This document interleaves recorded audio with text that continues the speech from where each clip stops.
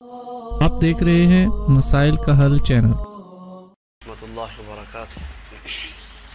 نحمدہ ونصلی علی رسولہ الکریم، اما بعد فاعوذ باللہ السمیع العلیم من الشیطان الرجیم، بسم اللہ الرحمن الرحیم۔ آپ نے 29ویں پارے کی تلاوت سنی اور 30ویں پارے کی، سورۃ جن، سورۃ مزمل، مدثر، قیامہ، دہر، مرسلات۔ تو سورۃ مزمل کے اندر اللہ رب العزت نے ایک حکم جاری کیا، وَاذْكُرِ اسْمَ رَبِّكَ وَتَبَتَّلْ إِلَيْهِ تَبْتِيلًا۔ تبتل لغوی معنی اس کے کسی شے کو کاٹ کر کسی شے سے جدا کر دینا۔ اللہ فرماتے ہیں کہ جب میرا بندہ میرا ذکر کرے تو پوری دنیا سے کٹ جائے، اس کا دھیان، اس کی توجہ، اس کا دل، اس کا جسم، ہر چیز کا دھیان میری طرف ہونا چاہیے، تبتل اختیار کرنا چاہیے اسے ذکر کے اندر۔ امام راغب اصفہانی رحمہ اللہ بہت بڑے محدث گزرے ہیں لغت کے، انہوں نے تبتل کے معنی کیے ہیں ای انقطع فی العبادت والاخلاص النیت انقطاعا یختص بہ، کہ انسان دنیا سے اپنا رابطہ منقطع کر کے، کٹ کر کے، خالص اللہ کی عبادت کے لیے اپنے آپ کو متوجہ کر لے، اور جب اس کی عبادت کر رہا ہو تو اس کے آگے کوئی آڑے چیز نہیں آنی چاہیے۔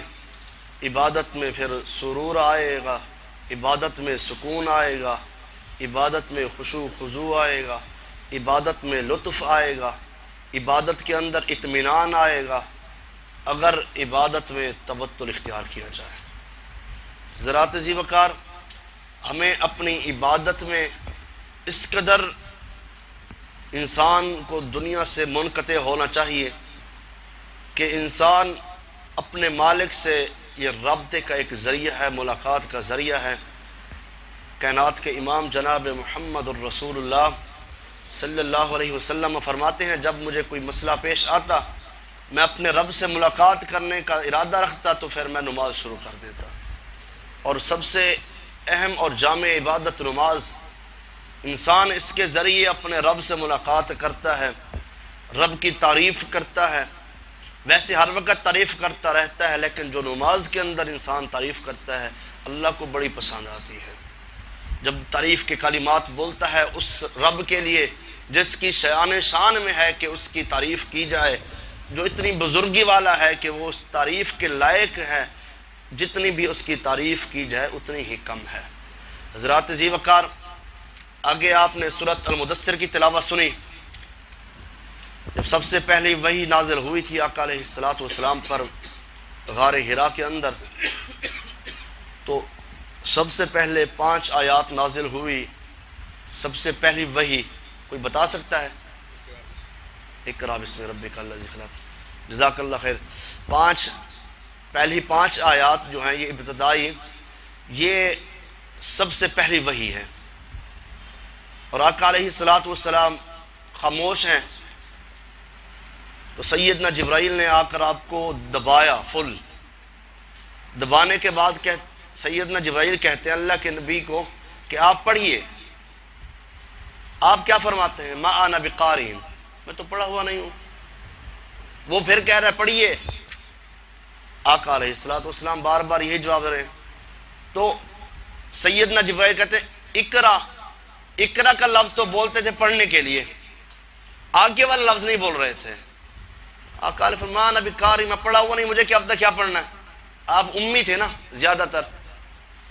تو پھر سیدنا جبرائیل امین کہتے ہیں اقرأ باسم ربک الذی خلق، اس رب کے نام سے پڑھیے جس رب نے آپ کو پیدا کیا ہے۔ پھر آپ نے پڑھا۔ اللہ کی حکمت ہے، دیکھیں اللہ رب العزت نے کب موقع دیا پڑھنے کا؟ تو جب پہلی وحی نازل ہوئی، آپ پریشان ہیں۔ ماں جی سیدہ خدیجہ الکبریٰ رضی اللہ تعالیٰ عنہ کے پاس آئے، بڑے پریشان ہیں، کہتے ہیں میں بڑا پریشان ہوں، آج کچھ نیا ہی واقعہ ہوا ہے، مجھے دبایا گیا، لہٰذا زملونی زملونی، مجھے چادر دو۔ کچھ ایسی چیز دو جس سے میں اپنے آپ کو ڈھانپ لوں۔ تو ماں جی دلاسے دینے والی، ماں جی تسلیہ دینے والی فرماتی ہیں وہ رب، آپ کا رب آپ کو ضائع نہیں کرے گا، کیونکہ آپ لوگوں کے ساتھ حسن سلوک کرنے والے ہیں، آپ رب کی توحید بیان کرنے والے ہیں، آپ غریبوں کا بوجھ اٹھانے والے ہیں، آپ اخلاق کے اعلیٰ مرتبہ فائز ہیں، آپ کا رب آپ کو ضائع نہیں کرے گا، آپ کو ایسے رسوا نہیں کرے گا۔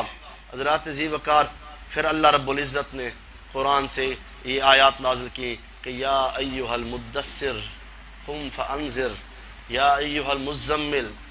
تو اللہ نے اپنے پیغمبر کو پکارا اور کہا کہ اے کمبل اوڑھنے والے، کمبل اوڑھ کر سونے والے اٹھئے، قم کھڑے ہو جائیے، فانذر لوگوں کو ڈرائیے، وربک فکبر اپنے رب کی بڑائی بیان کیجئے۔ یہ کرنے کے بعد سب سے پہلا عمل وثیابک فطہر اپنے جسم کو اور اپنے کپڑوں کو پاکیزہ کیجئے۔ یہ طہارت، یہ فطرت ہے انبیاء کی، پاکیزگی نبیوں کی فطرت ہے۔ تو اس لیے جو انسان پاکیزہ رہتا ہے، صاف ستھرا رہتا ہے، تو سمجھ لو وہ نبیوں کی سنت کو زندہ کرتا ہے۔ اب انسان جب پاکیزہ ہوتا ہے تو عبادت کرنے کا دل کرتا ہے، جب انسان پاکیزہ نہیں ہوتا تو اس کے پاس سب سے پہلا جواب یہی ہوتا ہے کہ میں ناپاک ہوں، میرے کپڑے پاک نہیں ہیں، میرا جسم پاک نہیں ہے۔ تو حضرات جسم کو پاک رکھنا چاہیے، کپڑے ناپاک ہو گئے تو اس کو پاک کرنا چاہیے۔ اللہ نے کہہ دیا وَثِيَابَكَ فَطَهِّرْ وَالرُّجْزَ فَهْجُرْ، اور اپنے آپ کو اللہ فرماتے ہیں گندگی سے بھی دور کیجئے، صفائی ستھرائی رکھیے۔ وَلَا تَمْنُن تَسْتَكْثِرْ وَلِرَبِّكَ فَاصْبِرْ، اور زیادہ سے زیادہ لوگوں کے ساتھ احسان کیجئے، اور احسان کرنے کے بعد صبر بھی کیجئے، کیونکہ جس کے ساتھ احسان کریں گے ہو سکتا ہے بعد میں وہ نقصان پہنچا دے۔ جیسے آج کل زمانہ ہے ویسے بھی اللہ فرماتے ہیں یہ دنیا ہے، آج جس کے ساتھ بھی بھلائی کا ارادہ رکھیں، جس کے ساتھ بھی بھلائی کریں، پھر اس کے شر سے بھی بچنا چاہیے۔ یہ مولا علی کا قول ہے۔ تو شر سے بچنا یہی ہے، اللہ نے پہلے اپنے نبی کو بتا دیا وَلِرَبِّكَ فَاصْبِرْ، اے نبی احسان کرنے کے بعد کیا کرنا ہے؟ صبر کرنا ہے، کیونکہ آپ ان کے ساتھ اچھائی کریں گے یہ اس کا الٹا جواب دیں گے۔ تو اللہ نے پہلے ہی توجیہات بتا دی تھی۔ آگے سورۃ قیامہ کے اندر اللہ رب العزت فرماتے ہیں لا اقسم بیوم القیامہ ولا اقسم بالنفس اللوامہ۔ انسان کے تین قسم کے نفس ہیں۔ کتنے نفس ہیں جی؟ تین۔ نفس کی تین حالتیں ہوتی ہیں۔ ایک یہ حالت بتائے گی نفس اللوامہ، دوسری کہاں پہ ہے جی؟ سورۃ یوسف کے اندر 13واں پارہ نفس امارہ، نفس امارہ۔ تیسرے نمبر پہ کون سا نفس ہے؟ نفس مطمئنہ، جو سورۃ بلد کے اندر آیا ہے۔ نفس مطمئنہ نہیں بلکہ سورۃ فجر کے اندر ہے، سورۃ بلد کے اندر نہیں، سورۃ الفجر کے اندر۔ تو انسان کے کتنے نفس ہیں؟ تین نفس ہیں۔ ایک نفس نفس امارہ، دوسرا نفس لوامہ، تیسرا نفس مطمئنہ۔ نفس امارہ کیا ہے؟ وہ انسان کو برائی کی طرف لے جاتا ہے۔ نفس امارہ انسان کو برائی کی ترغیب دلاتا ہے، کہتا ہے یار نیکی کر کے کیا کرے گا، لہٰذا یہ کام بھی کر لے، اللہ کی نافرمانی بھی کر لے۔ یہ انسان کے اندر حالتیں ہیں۔ اللہ نے قرآن میں بیان کیا ہے کہ انسان کی تین حالتیں ہیں، تین نفس ہیں اس کے۔ ایک نفس امارہ وہ ہو گیا جو انسان کو برائی کی، ایک ہے نفس لوامہ۔ نفس لوامہ وہ ہوتا ہے کہ مومن بندہ ہے نا، اس سے غلطی ہو جاتی ہے، پھر اس کا نفس اس سے کیا کرتا ہے؟ ملامت کرتا ہے، کہتے یار تو قاری صاحب ہے، تو بڑا بزرگ آدمی ہے، تو معزز بندہ ہے، تو نے یہ کام کر دیا، غلطی تو ہو گئی ہے نا، مومن ہے یا مسلمان ہے، غلطی تو اس سے ہو گئی۔ اب جو اس کو ابھار رہا ہے نا وہ اس کا نفس لوامہ ہے، وہ اسے کہہ رہا ہے یار تجھے یہ زیب نہیں دیتا تھا، تو اللہ کے بندے تو نے یہ غلطی۔ جب اس نے ابھارا تو اس نے معافی مانگ لی، اس نفس نے اس کو ابھارا کہ توبہ کرنے پر اس کو ملامت کیا۔ جب اسے ملامت کیا تو اس کے نفس نے رب کے حضور آنسو بہا دیے، اللہ نے اس کو معاف کر دیا۔ اور تیسرا ہے نفس مطمئنہ، وہ ایسا نفس ہے جو انسان کا غلطی کرتا ہی نہیں ہے، جو انسان کا غلطی ہی نہیں کرتا، مطمئن ہے، اسے پتہ ہے شیطان جو مرضی کر لے۔ سیدنا ابراہیم کے آگے پیچھے آتا رہا نا جی، بڑی چالیں چلی اس نے، آگے پیچھے دائیں بائیں ادھر ادھر، سیدنا اسماعیل کے پاس تو ہر قسم کی چالیں وہ چلتا رہا، لیکن نفس مطمئنہ تھا نا کہ ورغلا ہی نہ سکا۔ سیدنا عمر رضی اللہ تعالیٰ عنہ، ان کا بھی نفس کیسا اللہ نے پاکیزہ بنایا، ساری دنیا پناہ مانگتی ہے، اللہ ہمیں شیطان مردود سے بچا لے۔ ہر ایک کی پناہ ہوتی ہے نا۔ اللہ کے نبی فرماتے ہیں عمر تو وہ خوش نصیب ہے جس راستے میں تو آ جائے اس راستے میں شیطان نہیں آتا۔ شیطان ڈرتا ہے کہ عمر کے راستے میں کیسے آ جاؤں۔ تو یہ ہے نفس مطمئنہ۔ کیا ہے یہ؟ نفس مطمئنہ ہے انسان کے اندر جو اللہ نے کوٹ کوٹ کے بھر دیا کہ وہ غلطی کی طرف راغب ہی نہیں ہوتا۔ اللہ کے ایسے ولی بھی گزرے ہیں حضرات ذی وقار۔ تو ہمارے اندر زیادہ تر نفس لوامہ پایا جاتا ہے، میرے اندر بھی تقسیم اکثر انسان کے اندر، جو انسان کو غلطی کرنے کے بعد پھر ملامت کرتا ہے یار اللہ سے توبہ کر لے، تو انسان کو توبہ بھی کرنی چاہیے۔ پیچھے اللہ نے سورۃ مدثر کے اندر ایک سوال، بہت بڑا سوال کیا کہ ما سلککم فی سقر قالوا لم نک من المصلین۔ یہ جنتی لوگ نا جہنمیوں سے سوال کریں گے، فی جنات یتسالون عن المجرمین، مجرموں سے سوال کریں گے ما سلککم فی سقر، یار یہ تو بتا کس وجہ سے جہنم میں آیا ہے۔ دنیا میں تو اکٹھے کھیلتے تھے گیم، کرکٹ اکٹھے کھیلتے تھے، سبزی اکٹھے بیچتے تھے، کام کاج سارا کچھ کرتے تھے، دوستیاں بھی تھی، یاریاں بھی تھی، یارانے بھی تھے، فوت کی ہو جاتی اکٹھے جاتے، شادی خوشی غمی شاپنگ کے لیے اکٹھے جا رہے ہیں۔ یار آج میں جنت میں تو جہنم میں، وجہ کیا ہے؟ سب سے پہلے اس نے جو جواب دینا نا، اگر انسان کو یہی ایک لفظ سمجھ آ جائے نا، ساری زندگی انسان کو بھی بے نماز نہیں بنے گا۔ صرف اس ایک آیت، مجرمین سے سوال ہو رہا ہے، جنت والے پوچھ رہے ہیں یار دنیا میں اکٹھے تھے، سب کچھ اکٹھا تھا، لیکن آج میں جنت میں ہوں، آپ جہنم میں، مجھے تو آپ کی بڑی تکلیف ہو رہی ہے۔ تو سب سے پہلے وہ کہیں گے قالوا لم نک من المصلین، ہم کیا نہیں کرتے تھے؟ نماز نہیں پڑھتے تھے۔ بعد میں سارے معاملات۔ حضرات سب سے پہلا سوال ہونا ہی نماز کے بارے میں ہے۔ اگر نماز کامیاب ہے تو باقی معاملات میں کامیابی مل جائے گی، اگر نماز میں ہی کمی آ گئی تو باقی معاملات چیک ہی نہیں ہونے، باقی معاملات بعد میں۔ اول ما یحاسب به العبد یوم القیامہ فان صلحت فقد افلح وانجح وان فسدت فقد خاب خسر۔ اللہ کے نبی علیہ السلام فرماتے ہیں کل قیامت کے دن سب سے پہلے نماز کا سوال ہوگا۔ جس کی نماز ٹھیک نکلی، اللہ کے نبی فرماتے ہیں وہ بندہ کامیاب ہو جائے گا، اور جس کی نماز میں ہی خامیاں آ گئی، غلطیاں آ گئی، نمازیں پوری نہ ہوئی، فقد خواب خسرہ، اللہ کے نبی فرماتے وہ بندہ خسارے میں چلا گیا۔ تو یہ جنت والے جہنمیوں سے سوال کر رہے ہیں، ان کا پہلا جواب کیا ہے؟ ہم کیا نہیں کرتے تھے؟ نماز نہیں پڑھتے تھے۔ قالوا لم نک من المصلین ولم نک نطعم المسکین، نماز بھی نہیں پڑھتے تھے، اس کے ساتھ مسکین کو کھانا بھی نہیں کھلاتے تھے، مسکین کو کھانا بھی نہیں کھلاتے تھے۔ حضرات ذی وقار سب سے پہلا عمل جو ہے وہ نماز کا سوال ہوگا۔ ہمیں نماز کی پابندی کرنی چاہیے، نماز کی پابندی کرنی چاہیے۔ سورۃ نبا کے اندر آخری رکوع میں اللہ رب العزت نے جنتیوں کے تذکرے کیے۔ یہ بھی نہ کہیں کہ مولوی صاحب ہر ٹائم جو ہے نا قیامت کے تذکرے کرتے ہیں تو رلا کے بھیج دیتے، کبھی کبھی جنت کے تذکرے بھی سن لینے چاہیے۔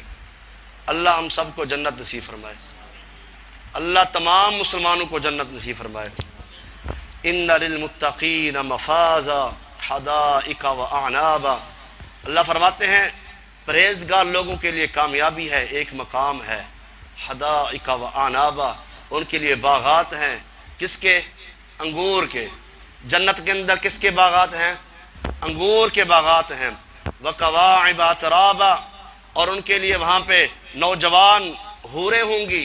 وکأسا دہاقا، چھلکتے ہوئے جام، خوبصورت انداز میں جام پیش کیے جائیں گے، جنتیوں کو پروٹوکول دیا جائے گا، کھڑے ہوں گے غلمان، نوجوان بچے دودھ لے کر، شہد لے کر، شربت لے کر، سکنجی لے کر، مشروبات لے کر کھڑے ہوں گے۔ آؤ جی جنتیو سلام علیکم طبتم فادخلوها خالدین، اللہ کی طرف سے یہ آرڈر ہوگا کہ یہ جو میرا بندہ آ رہا ہے جسے دنیا والے کچھ نہیں سمجھتے تھے، آج جنت میں سے پروٹوکول دیا جائے، آج جنت میں سے سلامتی پیش کی جائے۔ وَكَأْسًا دِهَاقًا، وہاں چھلکتے ہوئے جام ہوں گے، لا یسمعون فیہا لغوا ولا کذابا، نہ کوئی بےہودہ بات ہوگی نہ ہی جھوٹ ہوگا۔ جنت میں جھوٹ دنیا کے اندر اگر بول لیا ہے تو اللہ سے معافی مانگ لینی چاہیے۔ اگر انسان کی عادت بن چکی ہے اسے اس سے باز آنا چاہیے، اللہ سے ہر وقت دعا کرنی چاہیے، اللہ میری زبان کو جھوٹ سے محفوظ رکھنا۔ لا یسمعون، اور لغون وہاں پر یہ بےہودہ باتیں بھی نہیں ہوں گی جو ہم دنیا میں کرتے ہیں، وہ جنت ان ساری باتوں سے پاک ہوگی۔ جزاء من ربک عطاء حسابا، مالک فرمائیں گے یہ تمہارا بدلہ ہے جو دنیا میں تم نیکیاں کر کے آئے ہو، جو دنیا میں تم لیلۃ القدر میں جاگ کر آئے ہو نا، یہ تمہارا جاگنا کوئی مذاق نہیں تھا، ساری دنیا سوئی ہوئی تھی، بازاروں میں گھوم رہی تھی، تم لوگ قرآن سن رہے تھے، قرآن سنا رہے تھے۔ اللہ فرمائیں گے جزاء من ربک عطاء حسابا، یہ تمہارا بدلہ ہے، یہ تمہارے رب کی طرف سے تمہیں عطا ہے کہ ساری دنیا اپنے کام میں مشغول تھی اور تم رب کی عبادت کے اندر مصروف تھے۔ رب السماوات والارض وما بینہما الرحمن لا یملکون منہ خطابا۔ حضرات ذی وقار جنت کے اندر پروٹوکول ہی پروٹوکول ملے گا۔ اللہ نے ہر انسان کے لیے وہاں پر ایک خوبصورت نظام بنایا ہوگا، جنت کے اندر محل تیار کیے ہوں گے۔ سورۃ نازعات اس کے اندر بھی کافی جنت کی جہنم کی وضاحت ہے، جو اللہ سے ڈر گیا اس کے لیے جنت ہے، اور جو نہ ڈرا اس کے لیے کیا ہے؟ جہنم ہے۔ آگے سورۃ عبس شروع، اور عبس وتولی ان جاءہ الاعمی، یہ آیت مبارکہ ایک نبین صحابی سیدنا عبداللہ بن ام مکتوم رضی اللہ تعالیٰ عنہ کی شان میں اتری تھی۔ اور نبینے ہیں، آنکھوں سے نہیں دیکھتے لیکن دل تو صاف تھا نا۔ میں اکثر بات کیتا رہتا ہوں جمعے کے اندر بھی ہر وقت کہ اللہ کو نا اس چیز کی صفائی چاہیے، دیکھنا نہ دیکھنا وہ بعد کا معاملہ ہے۔ اللہ کے نبی بیٹھے ہیں، سردار بیٹھے ہیں، آپ ان کو تبلیغ کر رہے ہیں، اتنے میں آپ کے نبینے صحابی عبداللہ بن ام مکتوم آئے رضی اللہ تعالی عنہ، دروازے پر دستک دی۔ وہ جو سردار بیٹھے تھے انہیں پتہ چلا کہ نبینہ صحابی آیا ہے، کہتے ہیں یہ ہمارے معیار کا نہیں ہے، کہتے ہیں اللہ کے نبی اس کو اجازت دیں باہر ہی کھڑا رہے۔ اللہ کو یہ جو نبینہ صحابی چل کر آیا تھا نا مسئلہ پوچھنے کے لیے، اللہ کو اس کے دل کی صفائی بڑی پسند تھی، اور یہ اکیلا اور یہ بڑے بڑے سردار عتبہ، شیبہ، ابو جہل، ابی بن خلف، بڑے بڑے سردار بیٹھے تھے۔ یہ کہتے ہیں سرداروں کی محفل میں غریب آ کر بیٹھ جائے، وہ کہتے ہیں ہم سے برداشت نہیں ہوتا۔ اللہ کے نبی کا یہ خواہش تھی چلو کوئی بندہ تو جہنم سے بچ جائے۔ اب آقا علیہ السلام بھی خاموش بیٹھے ہیں، اتنی خاموشی میں اللہ نے آسمان سے قرآن نازل کر دیا۔ سیدنا جبرائیل آئے، کہا اللہ کے نبی صلی اللہ علیہ وسلم عبس وتولی ان جاءہ الاعمی، آپ نے اس کو روکے رکھا ہے جو دل کا صاف ہے، اس سے آپ بے رخی کر کے بیٹھے ہیں۔ اللہ کے نبی یہ جو بیٹھے ہیں آپ کے سامنے یہ ایمان نہیں لائیں گے، آپ ان کو سورج چاند ستارے ان کے سامنے لا کے رکھ دیں، یہ ایمان نہیں لائیں گے۔ لیکن وہ جو اکیلا نبینہ کھڑا ہے نا اس کا دل صاف ہے، آپ اسے بلائیے، اپنے سینے کے ساتھ لگائیے۔ ایسے ولی تھے اللہ کے جن کی خاطر اللہ آسمان سے قرآن نازل کر دیا کرتے تھے، اور جن کی اداؤں پر جن کا چلنا بھی اللہ کو پسند آتا تھا، اور جن کا بات کرنا بھی اللہ کو پسند آتا تھا۔ حضرات ذی وقار اسی صورت کے آخر میں اللہ رب العزت نے قیامت کا ایک عجیب نقشہ کھینچا ہے۔ اللہ رب العزت فرماتے ہیں فَإِذَا جَاءَتِ الصَّاخَّةُ، جب ایسی آواز آئے گی جو کانوں کو بہرا کر کے رکھ دے گی، چیخ ہوگی اس قدر، یوم یفر المرء من اخیہ، اس دن بھائی اپنے بھائی سے بھاگے گا، سب سے قریبی خون رشتہ۔ آج جس بھائی کی خاطر انسان پوری دنیا سے لڑ پڑتا ہے، جس بھائی کی خاطر انسان قتل کرنے پہ آ جاتا ہے، تو نے میرے بھائی کو گالی دی، تو نے میرے بھائی کو مارا، کل قیامت کا دن ہوگا۔ اللہ فرماتے ہیں یوم یفر المرء من اخیہ، یہ بھائی اپنے بھائی سے دور بھاگ جائے گا، دیکھے گا، کہتے ہیں یہ میرا بھائی نہیں ہے، اس کی طرف دیکھنا بھی پسند نہیں کرے گا۔ اور اس کے بعد سب سے بڑا رشتہ وَأُمِّهِ وَأَبِيهِ، اللہ فرماتے ہیں اس کی ماں، اس کا باپ، وہ بھی اس کو دیکھ کر بھاگ جائیں گے۔ اللہ اکبر، کتنا قریبی رشتہ ہے۔ ماں اپنے بیٹے کو آگ برداشت نہیں کر سکتی، حضرات دھوپ بھی برداشت نہیں کر سکتی، ماں سردی بھی برداشت نہیں کر سکتی، گرمی برداشت نہیں کر سکتی، وہ ماں جو سردیوں کی راتوں میں گیلے بستر پر خود سوتی ہے، لیکن کل قیامت کا دن ہوگا، اللہ فرماتے ہیں وَأُمِّهِ وَأَبِيهِ، اس کے ماں باپ بھی دیکھ کر بھاگ جائیں گے، ایسا منظر ہوگا، وَصَاحِبَتِهِ وَبَنِيهِ، اس کی بیوی، اس کے بیٹے جو اس کے لیے جان نچھاور کرنے والے تھے، اولاد، سارا کچھ بھاگ جائیں گے۔ اللہ فرماتے ہیں لِكُلِّ امْرِئٍ مِّنْهُمْ يَوْمَئِذٍ شَأْنٌ يُغْنِيهِ، اس دن ہر شخص ایسی حالت میں ہوگا کہ اسے دوسرے سے بے پرواہ کر دے گا، اسے دوسرے کی پرواہ ہی نہیں ہوگی، اس کی طرف دیکھنا ہی پسند نہیں کرے گا۔ آج جس رشتوں کی خاطر انسان اپنے رب کی نافرمانی کرتا ہے، ماں جی عائشہ صدیقہ رضی اللہ عنہ فرماتی ہیں اللہ کے نبی میدان محشر میں لوگ تو ننگے سر ہوں گے، ننگے بدن ہوں گے، ایسی کیفیت ہوگی، اللہ کے نبی صلی اللہ علیہ وسلم تو کیا لوگ ایک دوسرے کی طرف نہیں دیکھیں گے؟ حضور علیہ السلام فرماتے ہیں اس دن تو ایسی کیفیت ہوگی کہ ہر ایک کو دوسرے کی کیفیت سے غافل کر دیا جائے گا، بس نفس و نفسی کا عالم ہوگا، اپنی پڑی ہوگی بس کہ آج میں بچ جاؤں، اللہ میرے ماں باپ کو جہنم میں ڈال دے نعوذ باللہ، اللہ میرے ماں باپ، میرے بھائیوں کو، میری بہنوں کو، میرے خاندان کو، پوری دنیا کو انسان کہے گا اللہ جہنم میں ڈال دے، مجھے بچا لے، آج مجھے بچا لے، لیکن اللہ فرمائیں گے آج صرف وہی بچے گا جو دنیا کے اندر نیکیاں کر کے آیا، وجوہ یومئذ مسفرہ، اس دن کچھ چہرے چمک رہے ہوں گے، حشاش بشاش، دو گروہ ہوں گے سب سے بڑے، ایک وہ گروہ جن کے چہرے چمک رہے ہوں گے، دوسرا گروہ اللہ فرماتا ہے ضاحکۃ مستبشرہ، ان کے چہرے خوش اور خرم ہوں گے، لیکن وجوہ یومئذ علیہا غبرہ، کچھ چہرے ایسے ہوں گے جن پر مٹی پڑ رہی ہوگی، سیاہی کی طرح کالے ہو چکے ہوں گے، ترہقها قترہ اولئک هم الکفرۃ الفجرہ، یہ وہ لوگ ہیں جو کافر اور برکتدار تھے۔ حضرات اللہ میں ان لوگوں میں بنائے جن کے چہرے کل قیامت کے دن چمک رہے ہوں گے۔ یہ سورت انشقاق ہے، سورت تکویر ہے، سورت انفطار ہے، یہ تین صورتیں ایسی ہیں۔ اللہ کے نبی علیہ السلام فرماتے ہیں جس بندے نے قیامت کا منظر پڑھنا ہے، اپنی آنکھوں سے دیکھنا ہے، ان تین صورتوں کا ترجمہ پڑھ لے، اسے قیامت سامنے نظر آ جائے گی۔ اور آپ فرماتے ہیں ان تین صورتوں نے مجھے بوڑھا کر دیا ہے۔ سورت تکویر اذا الشمس کورت، اللہ فرماتے ہیں جب سورج کو لپیٹ دیا جائے گا، سورج کو لپیٹ دیا جائے گا، وَإِذَا النُّجُومُ انْقَدَرَتْ، ستارے بے نور کر دیے جائیں گے۔ یہ قیامت کا منظر ہے، تو وقت ملے تو اس کو ضرور پڑھنا چاہیے۔ اللہ سے دعا ہے اللہ رب العزت صحیح معنی کے اندر قرآن و سنت پر عمل کرنے کی توفیق عطا فرمائے۔ وآخر دعوانا ان الحمد للہ رب العالمین۔